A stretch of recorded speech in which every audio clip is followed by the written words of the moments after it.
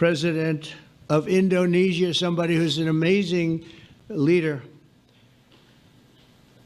Prabowo, he is an amazing leader and respected by everybody. He was in the room with us. We were together with most of these people that I'm mentioning. Others were the countries, both of us, with many other countries, which is the only way this whole situation gets solved. And I'm not just talking about Gaza. Gaza is one thing, but we're talking about much beyond Gaza. The whole deal, everything getting solved. It's called peace in the Middle East.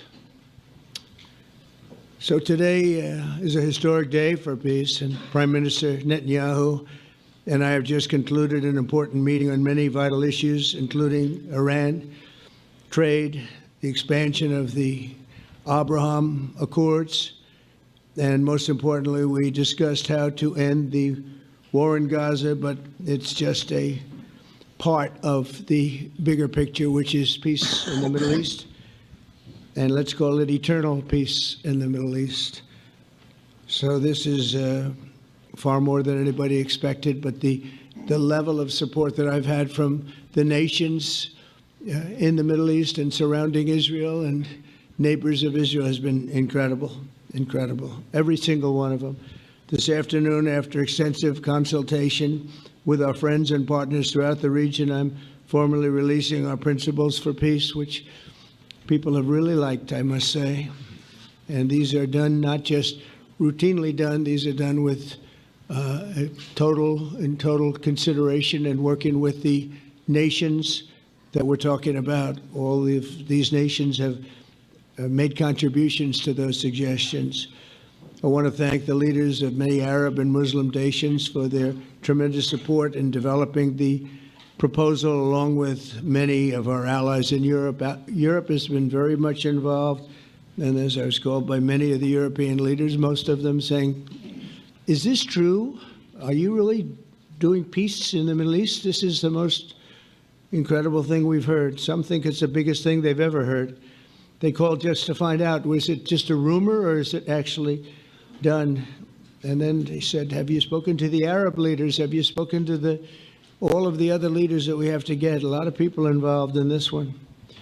I also want to thank Prime Minister Netanyahu for agreeing to the plan and for trusting that if we work together, we can bring an end to the death and destruction that we've seen for so many years, decades, even centuries, and begin a new chapter of security, peace, and prosperity for the entire region.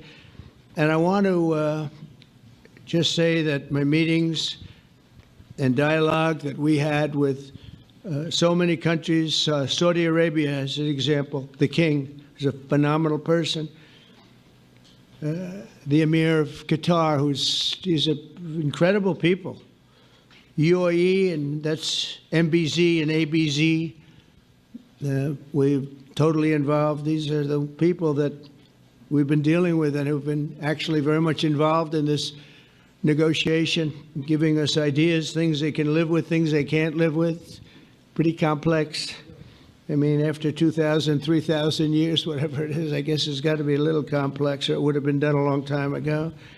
The King of Jordan was with us, as you know, in the United Nations. The President of Turkey, President Erdogan, is a friend of mine, a strong man, but a good man. President of Indonesia, somebody who's an amazing leader. Prabowo, he is an amazing leader and respected by everybody. He was in the room with us. We were together with most of these people that I'm mentioning. Others were by phone or the next day. The Prime Minister and the Field Marshal of Pakistan, they were with us right from the beginning. Incredible. In fact, they just put out a statement that they fully believe in this pact. It just came out just as I was walking around. They said, sir, you have a big notice from the Prime Minister of Pakistan and from the Field Marshal that they back this 100%. President El-Sisi of Egypt, who's terrific.